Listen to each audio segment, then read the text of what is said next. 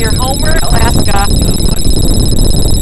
And we are out with Coldwater, Alaska to get to Pearl Island. We've got Brad here with me. Brad, tell me, what am I looking at around here?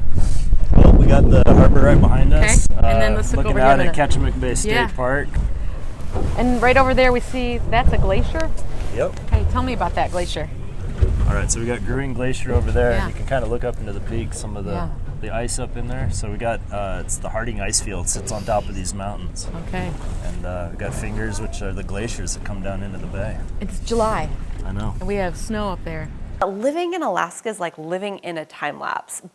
Just as soon as summer gets here, it's over, and then the leaves are changing, and then just as soon as the leaves change, the snow comes, and then it gets dark, but then you have the northern lights, and then all of a sudden the leaves are coming back. It just goes so quick. So we have a tide cycle every 12 hours. So if low tide's at noon, we're going to have a high tide by 6 o'clock that night, and then 6 hours later we'll be back to the low tide. So the tide in Anchorage is the fastest tide in the world. I believe there's only one other place in the world that has a similar tide, and it's just because of the geography and the way the land is shaped here. The water will come in at between 20 and 45 miles per hour.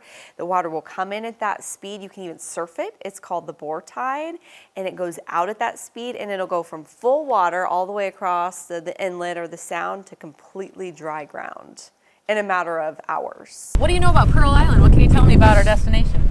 So, like I said, we've both had a good history of commercial fishing. Spent about 10 years out commercial fishing all over the Alaskan coast, and several times each season we'd go by Pearl Island. Been out there a lot, commercial fishing for halibut and salmon, and so know the area real well. We've actually personally got some property out in the area. Nice. And you neighbors?